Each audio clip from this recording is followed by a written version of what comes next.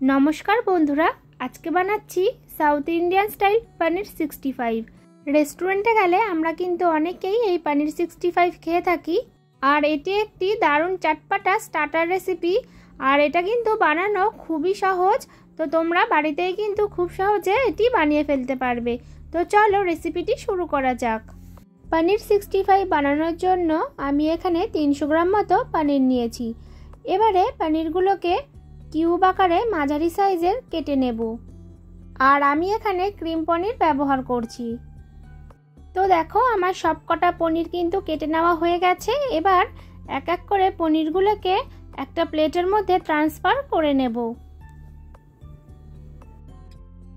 এরপর একটা batter ready করে নেব। তার জন্য একটা বোল নিয়েছি, তাতে দিয়ে দেব হাফ কাপ টক দই। টক দইটা খুব ভালো করে ফেটিয়ে নেব। ব্যাটার রেডি করার আগে অবশ্যই কিন্তু এই টক দইটা ভালো করে ফেটিয়ে নেবে।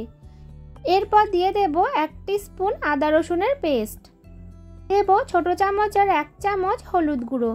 এরপর দিয়ে দেব 2 টেবিল স্পুন কাশ্মীরি লঙ্কা গুঁড়ো। পনির 65 এর ব্যাটারের কালারটা কিন্তু একটু লালচে ভাব হয়, তার জন্য আমি এখানে বেশি করে একটু কাশ্মীরি লঙ্কা গুঁড়ো দিয়েছি।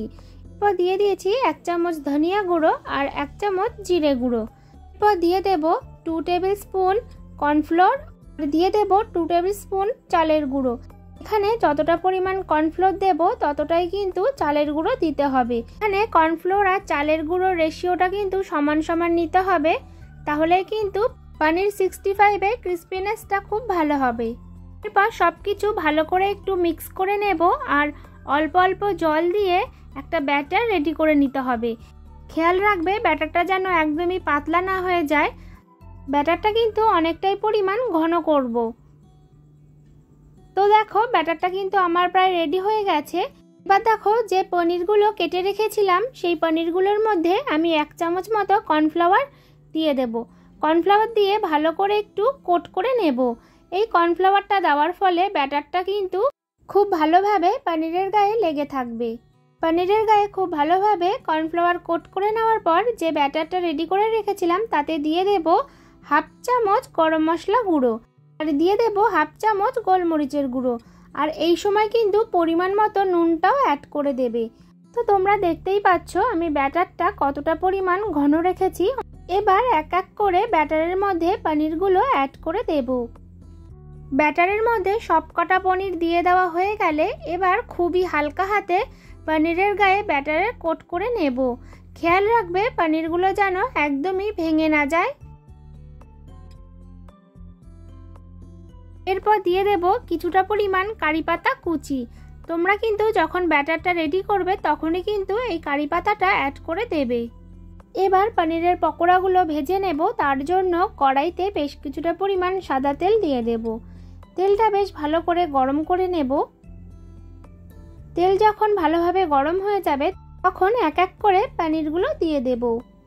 এই সময় গ্যাসের ফ্লেম মিডিয়ামে করে রাখবো। আমি দুটো ব্যাচে পনিরগুলোকে ভাজবো। আমি কিন্তু পনিরগুলোকে সিঙ্গেল ফ্রাই করব।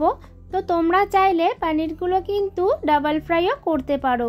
তো দেখো এবার একটা দিক হয়ে যাওয়ার পর আমি পনিরগুলো একটু উল্টে দিচ্ছি। আর পনিরগুলো আমি কিন্তু হালকা গোল্ডেন ব্রাউন করে ভেজে নিচ্ছি। তো দেখো পনিরের একটা ব্যাচ কিন্তু আমার ভেজে নেওয়া কমপ্লিট হয়ে গেছে। এবার পনিরগুলোকে তুলে নেব। এবার বাকি যে পনিরগুলো ছিল সেগুলোও কিন্তু ভেজে নিচ্ছি।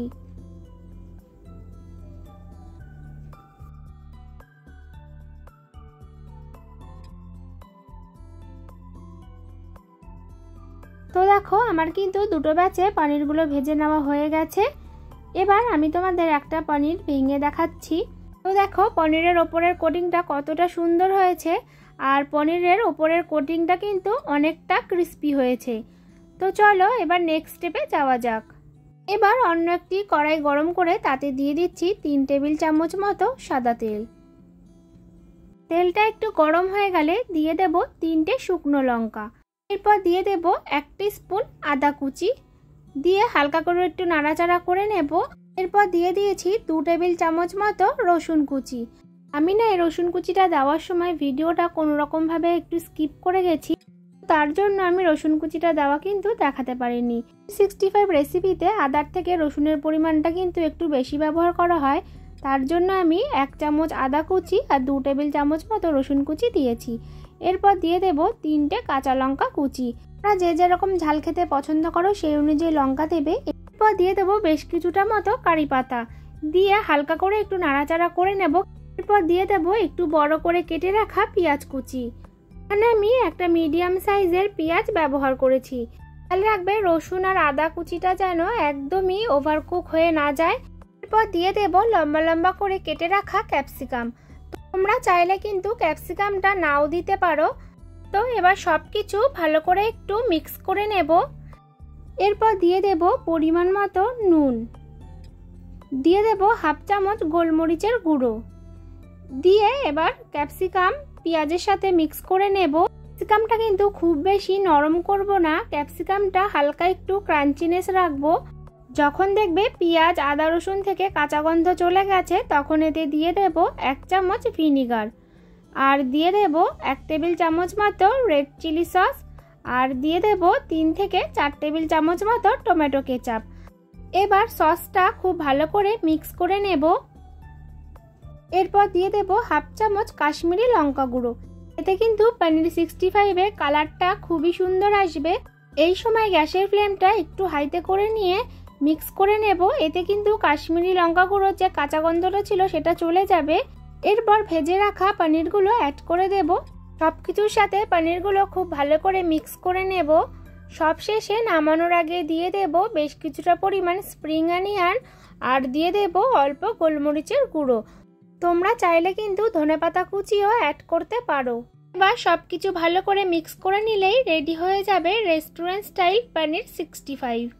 সন্ধ্যাবেলা যদি কখনো চটপটা মুখরোচক কিছু খেতে ইচ্ছা করে তাহলে কিন্তু বাড়িতে একবার এই পনিরের রেসিপিটি ট্রাই করে দেখতে পারো।